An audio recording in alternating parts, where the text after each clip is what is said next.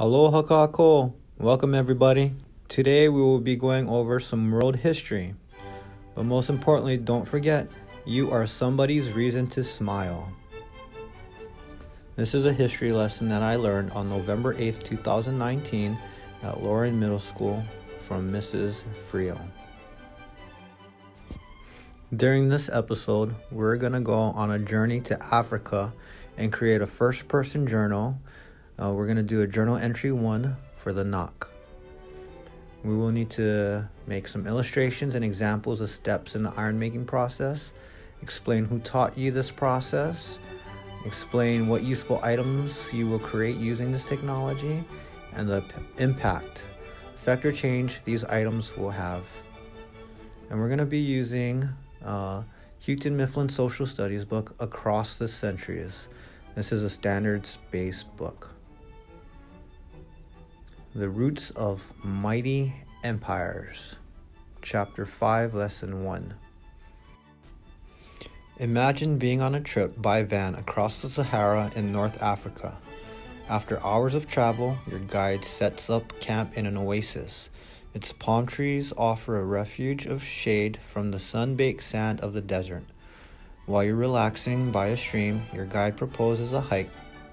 To those hardy enough for the walk, she promises scenes of lush plant life and full rivers. You decided to go. The sun-baked sand burns through your sneakers, and rocks cut your hands as you scramble over a hill. Finally, your guide leads you into a cave. Here, she says, are the scenes I promised. Paintings cover the cave walls, images of wide rivers teeming with fish, vast plains of tall grasses, thick forests, and people herding cattle. The guide explains that these scenes were painted thousands of years ago and that they represent the ancient Sahara. Could that barren desert really have been such a paradise? Were the paintings of real life? A land of many climates. Dried up riverbeds as well as cave paintings indicate that in 5000 BC, the Sahara was indeed a land of flowing rivers, lush green pastures, and forests. However, over time, its climate began to change. By about 4000 BC, rain fell less often, and average temperatures had risen. As a result, the rivers dried up, and fertile pasture land became bare and bleak. By 2500 BC, the desert looked much as it does today. As the desert became drier, many people moved to search for more fertile lands. Many Africans journeyed south to West Africa. Some of those who migrated to West Africa settled on oases located along a strip of grasslands or savanna on the Sahara's southern border. This region is known as the Sahel, or shore of the desert. Its landscape ranges from desert in the north to scattered vegetation in the south. On the Sahel, scant rainfall and occasional oases make some farming possible. There are 8 climate zones in Africa.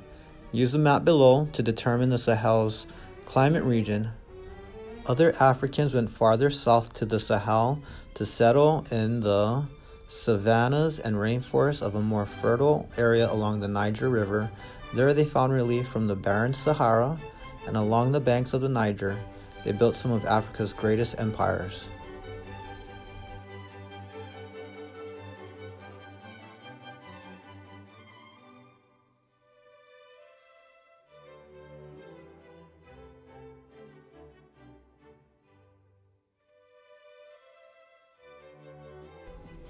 A new technology. Although the vast scorching Sahara made travel difficult, it did not cut West Africa off from traders to the north. Camel caravans regularly traveled across the desert from North Africa to exchange goods and ideas.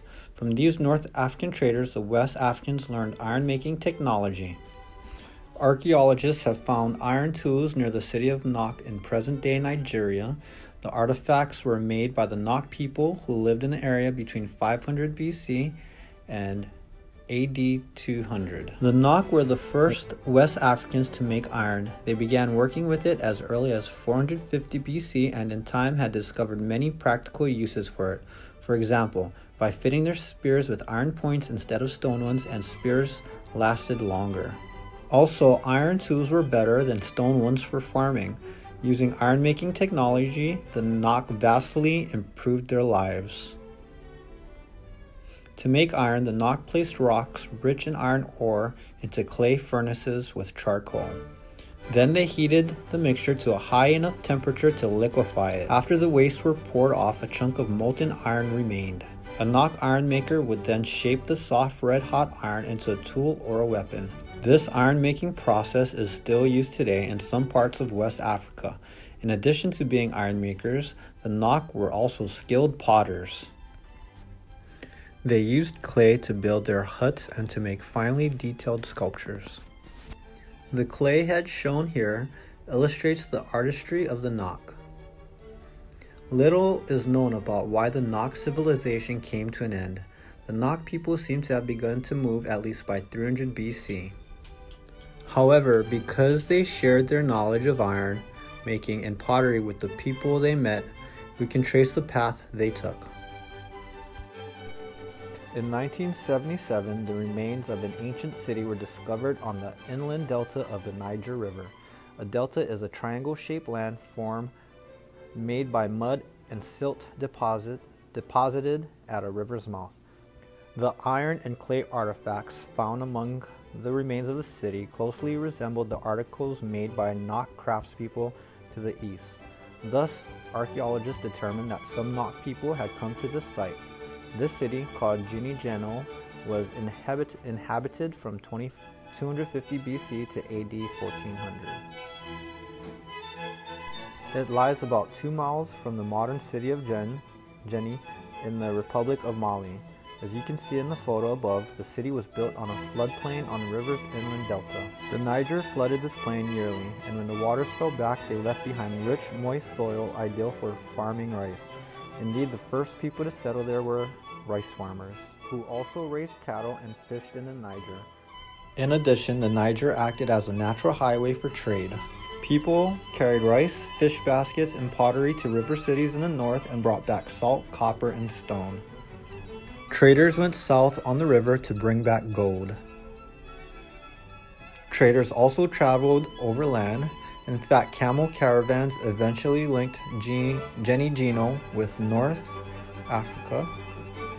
By 800, Jinijeno had grown from a small settlement into a bustling trade center of about 10,000 people.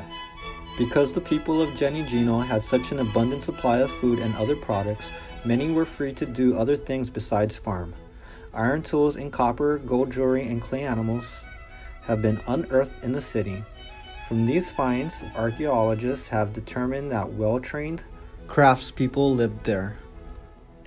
Despite its flourishing culture and fine location, by 1400, Jinijeno was completely abandoned.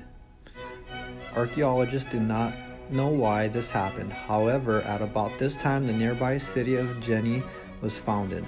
Perhaps many of the people of Jinijeno settled in Jeni, which would make them the ancestors of the people who live there today.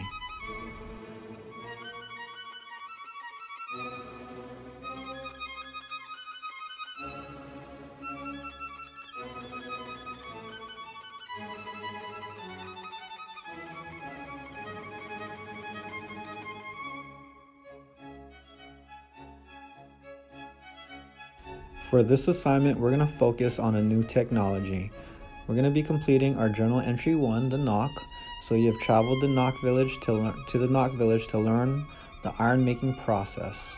So we need to illustrate and explain the steps in the iron making process, explain who taught you this process and where these people acquired this knowledge, explain what useful items you will create using this technology, and the impact, effect, or change these items will have on your life. This is my journal entry that I completed during the class with Mrs. Friel.